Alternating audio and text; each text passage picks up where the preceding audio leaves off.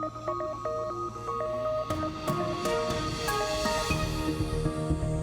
warehousing industry has been turned on its head in the last couple of years, with inventory skyrocketing due to COVID and extremely high demand, and then that demand crashing down to earth with so many retailers left with large inventories.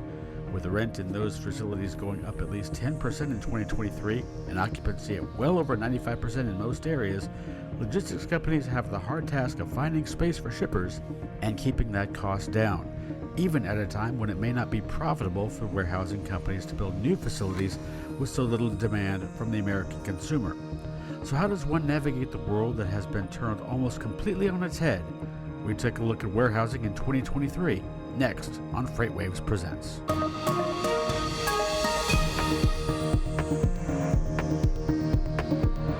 And welcome to FreightWaves Presents. I'm Bill Priestley. What a topsy-turvy world we live in, where the retail establishment has had to resort to lowering prices to move goods in an economy that has been engineered to deal with massive inflation first and national commerce second. But in order to understand where we are, we have to take a look at where we've been.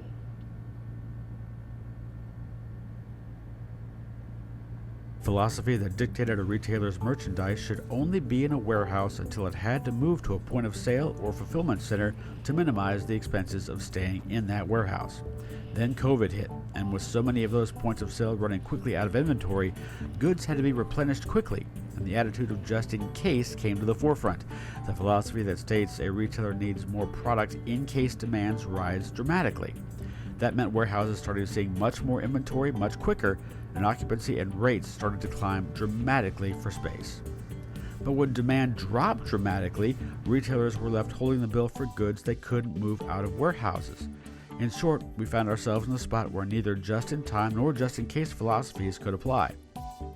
Making matters worse, the effect of stimulus money creating rapid inflation that caused the Federal Reserve to raise interest rates over 500 basis points from June of 2022 to July of 2023. That stifled many industries to nearly grind to a halt, and also stopped many warehousing companies from building new facilities as they saw that would be cost prohibitive. Moving into the second half of 2023, warehousing still is making money hand over fist simply because the economy isn't allowing retailers to move goods to consumers.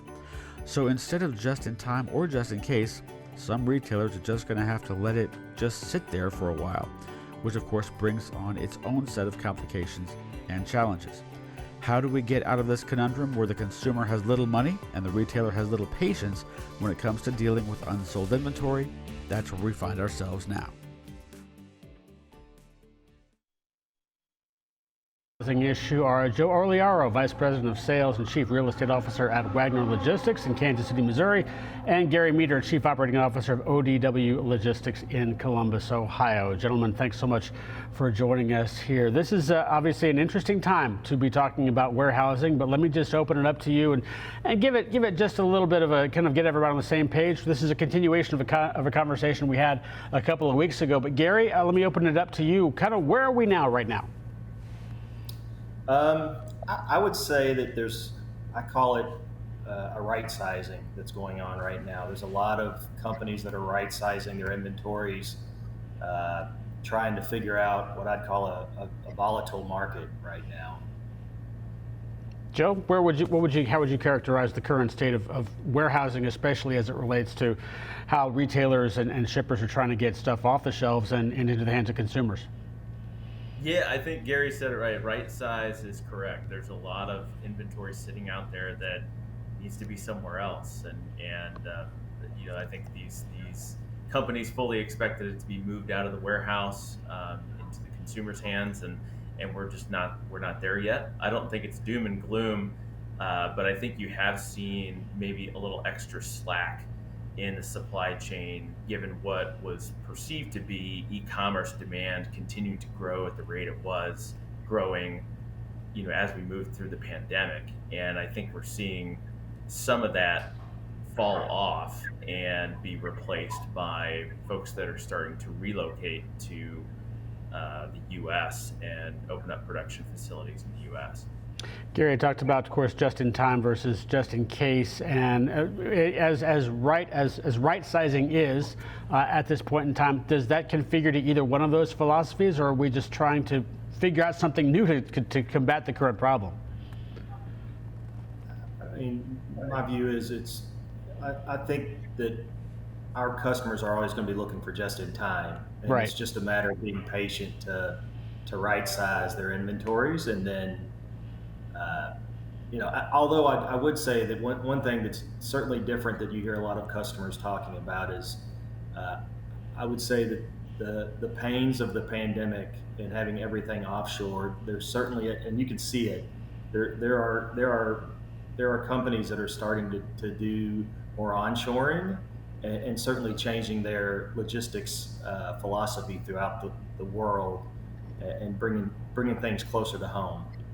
Gotcha. Joe, are you seeing kind of the same thing where you sit with Wagner? Yeah, I just heard the other day that we're starting to decouple from China, and our imports to the U.S. from China are down roughly 25%.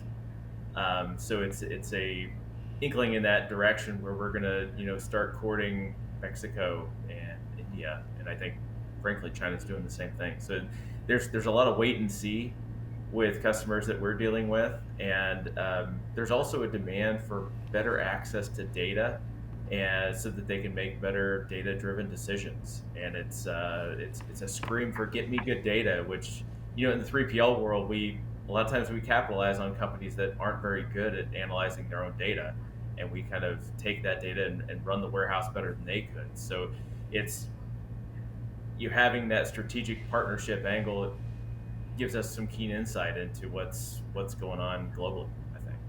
Well, let me throw a few quotes at you guys. So again, not to get you to respond, but three quotes from different warehousing giants. First one here from Prologis' co-founder and CEO, Hamid Moghadam. The continuation of record operating results is a testament to Prologis' premier global portfolio and to the enormous embedded market-to-market upside that will provide industry-leading predictable growth for years to come. Nothing but optimism there from the co-founder and CEO of Prologis. Moving on. You have, as a result of the progress we have made around economic occupancy and pricing initiatives in our same-store pool, we're increasing our full-year 2023 AFFO per share guidance to the range of 120 to 130. This guidance increase reflects both a strong first half of the year in combination with continued progress throughout the second half of the year. That's George Chappelle, the CEO of Americold Realty. And then finally, Bob Salentik at CBRE.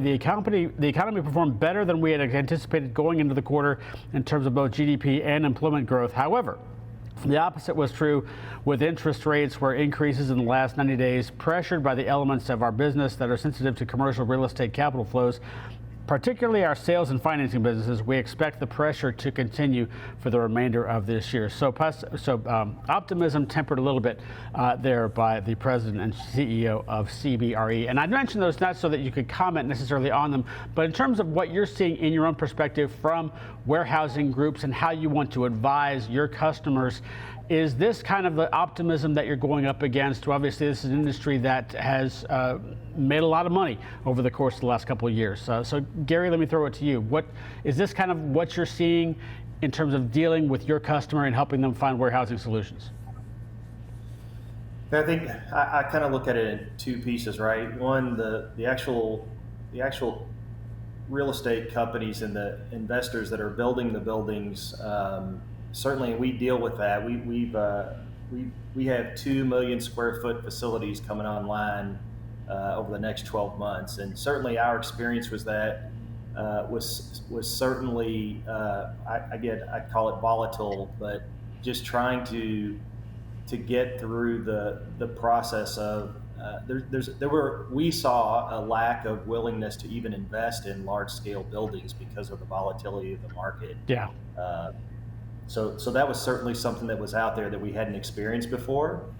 And then from a customer perspective, again, I kind of hit on this on the beginning, but there's certainly a lack of I kind of picture like everyone they've done their analysis, they're on the finish line, but there's hesitancy to pull a trigger on any sort of investment that requires a lot of capital right now because of the interest rates, because of really the uncertainty of where the market's going to go this year. So it's almost like a hurry up and wait that we're seeing. And what we're trying to offer obviously is flexible options, large scale facilities with multi-client. We call it multi-client. I'm sure Joe's also refers to it as a multi-client environment, but it gives customers the ability to flex. And right now, I think that's what we have to offer is flexible solutions, locking them into a certain amount of square footage and a certain amount of space for a long period of time without understanding where the market's going doesn't feel good to our customers right now. They're looking for more flexibility. Yeah, definitely. I want to come back to you on that point.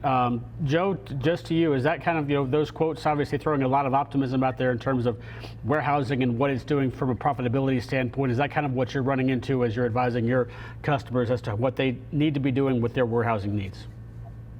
Yeah, absolutely. The flexibility is the key word there. And Gary had mentioned, the big box facilities are not desirable. The demand's just not there. And I think you can see that Prologis is, that quote doesn't necessarily reflect it, but Prologis has really cut their pipeline down by about 40%. And most of that is big box. So I think what we're seeing is kind of what Gary alluded to, is that flexibility is king. If you can get somebody in a space on a month-to-month agreement, or show them that, hey, we've got space where you can leverage shared space, shared equipment, and shared labor, they get excited about that. And any kind of shorter term or out you can give them in an agreement is something that they start to perk up. And we get a lot more meetings with potential new customers when we start talking about multi-client space. So let's jump into this, the flex option here, in terms of this obviously needs to be, somewhat of a viable, or at least not viable, but like you said, flexible option for these retailers and shippers that need to have at least some control over the volume of stuff that they want to put in a warehouse versus what they want to move on to, perhaps a point of sale option there as well. With that, Gary, how what's the right word here? How apprehensive, or how perhaps tactical right now are your customers looking at it? You mentioned volatility. Is there a lot of worry out there in terms of, I need to make things quickly, I need to make decisions quickly, I need to scale down, I need to scale up, or is it kind of, we just need a solution for a temporary period of time and then we're going to move on in 6 months or whatever it is to try and see what the market does at that point? Our personal experience is nothing's happening quick unless there's some sort of acquisition and carve out. Mm-hmm. Acquisition, carve out. There's still some PE firms out there that want to move quick, but other than that, I'm certainly, what we are seeing is a slow analysis and a lot of caution right now is what we're seeing. I'm not sure what Joe is seeing. That's certainly what we see right now, especially again when there's capital investments involved. Yeah, definitely. Joe, what are you seeing there? Are people concentrating on the long term here, or are they more jumpy, if you will, about trying to make sure they've got the right places or the right stuff in the right place? Yeah, super conservative, and I think maybe reactive is an appropriate word to use. We've had several customers that have closed down a plant as a part of their portfolio, and they just don't have the demand to put that product somewhere, so they need some overflow space, or they need some extra space to put it in on a temporary basis until they can get that product moved. So but all of it is reactive, short-term problem solving, and all the long-term strategic moves are very deliberate in how they make decisions. Well, let's go through a few areas that perhaps this is affecting more than others, or at least you're seeing maybe a little bit more volatility than others, and how your customers are going through it. I've got listed down here CPGs, e-commerce companies, clothing companies, electronics companies. And just to throw it out to you, not necessarily that you have to pick one of those, but any particular area that this particular climate is hurting more than the others, or perhaps maybe helping more than the others. Gary, what are you seeing in terms of the variables that may not be standing up to the norm? Yeah, so what's really interesting is if you're onshored and let's call it your typical food and beverage customers, mm-hmm. That are doing all their manufacturing in the U.S. A lot of those companies passed on price increases and rate increases to all the retail chains, call it a year ago, and now there's much less of a willingness to accept those costs. So what we're hearing from our customers is add value, find a way to work smarter, faster, lower cost, because they're feeling the price pressures. And during the pandemic, quite frankly, there was an understanding that the prices were going up because of increased transportation costs, increased labor, and certainly now that's not the feeling we're getting. So it's a pressure on us to perform and to find ways to reduce customer costs because they're feeling it from the retailers out there. Not a little bit of pressure there at all. Joe, when you look at kind of the different areas of how warehousing can be used, any particular area of the economy that gets hit more than others or perhaps helps it? I would echo what Gary said, but we're also seeing something similar in raw materials that are coming into production facilities. Just I'll use roll stock paper, some of the things used to make packaging for those food and beverage products. They're commoditized products. There's not a whole lot of margin in that type of material, so you get squeezed, and the asks that we were making for additional labor or for improvements to the facility, we get no's more often than yes. That's really interesting there. Moving on, I want to kind of dovetail off of that and talk a little bit more about those CPG companies.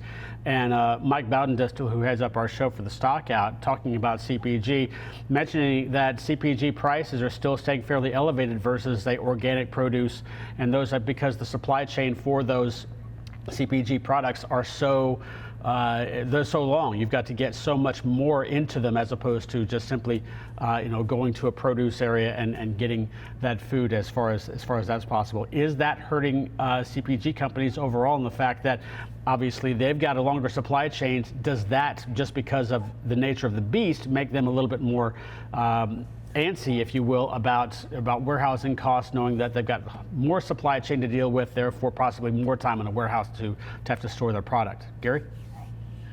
So I think it really depends on what they're selling. Okay. So we have two different types of CPG customers that we do business with.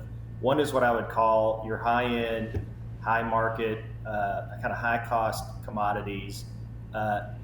We're seeing the volume declines with those customers, and then with your lower-end consumer goods, we're actually seeing significant growth on those with that, because obviously there's price pressures out there, and people are choosing to go with a generic brand versus a name brand consumer goods, and you can certainly see that, and when you watch the volumes by customers across our network, that's the one kind of trend that we're seeing right now. You can feel the consumer pain through watching those various customers.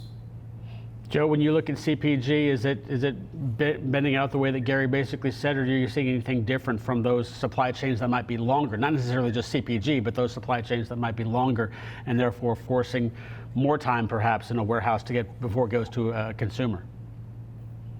No, I think Gary is spot on, and I think that from a strategic partner standpoint, I think a lot of times the success of the supply chain is based on who's running that warehouse and what kind of expertise they have in that field. So you might have somebody that specializes in CPG or automotive, but because the data behind those warehouse and inventory decisions is so much deeper than it used to be, you kind of have to have some kind of niche or a network to leverage and really push through a successful warehouse operation, which isn't always the case. And I think there's a lot of mom and pop warehouses out there that aren't super sophisticated that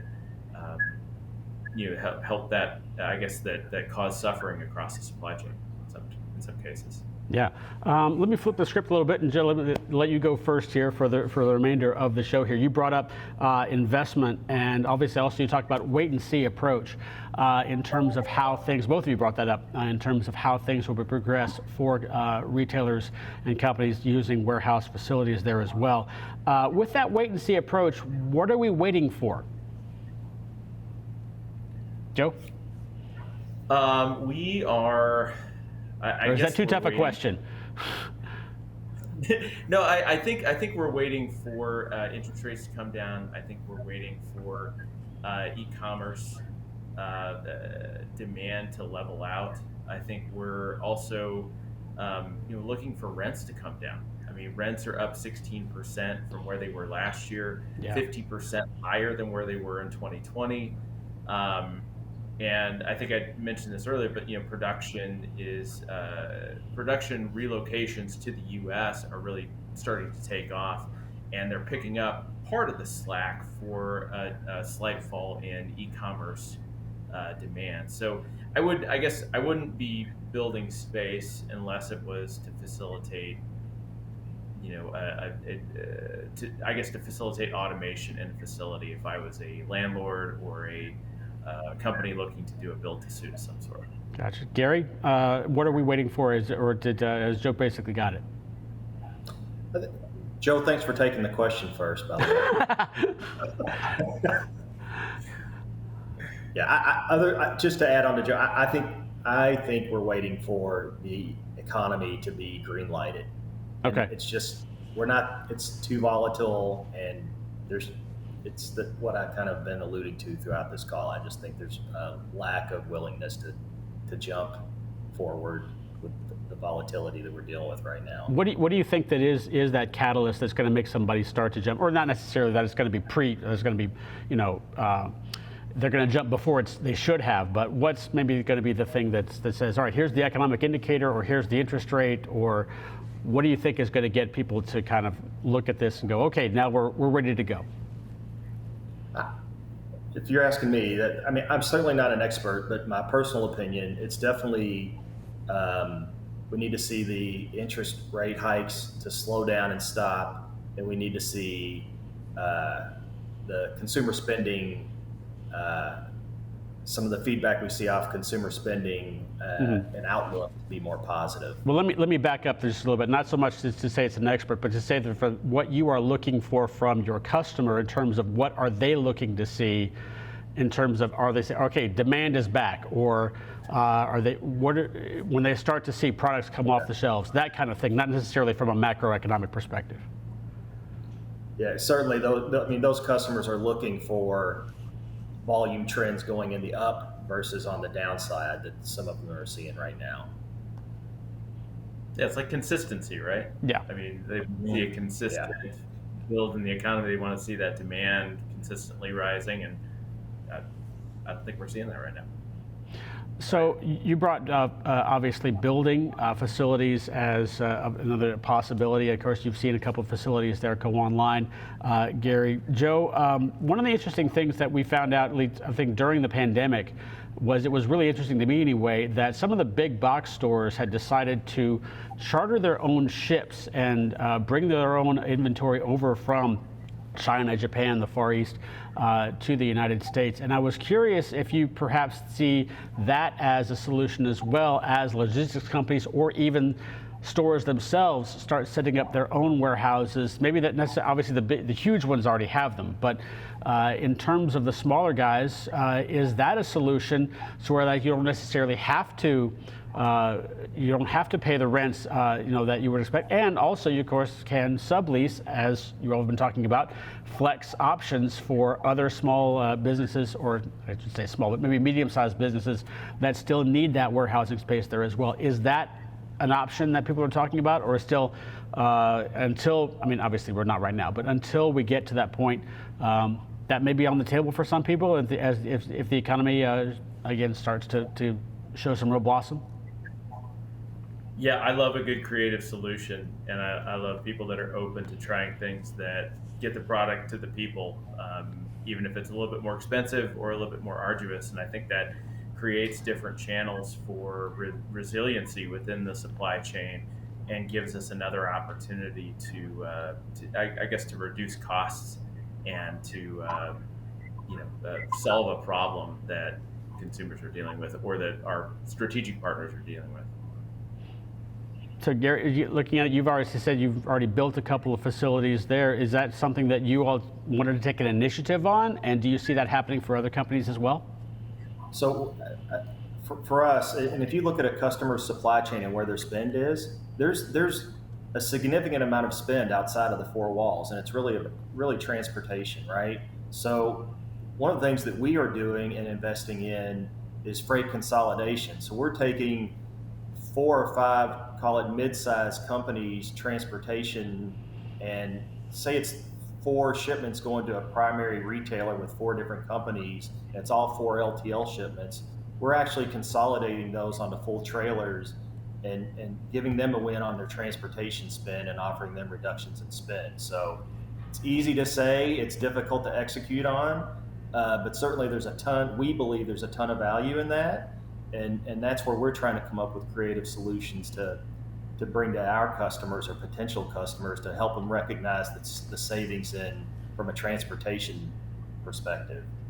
Gotcha there. Well, we've got about 4 minutes left here, guys. And I remember when I asked this question last time we got a chance to get together, Gary laughed at me because he could have probably gone on for about 10 minutes for this. But I'm going to go ahead and throw it out there anyway, just give you both a couple minutes to spout off on it if you'd like to. Are we seeing a new normal in warehousing, and what is the next thing that's coming? In other words, we've talked about the flex options, but are we going to get back to just in time, or are we going to have to be in just in case? Joe, what is the next phase, if there is one, in warehousing as we go into 2024, 2025, and beyond?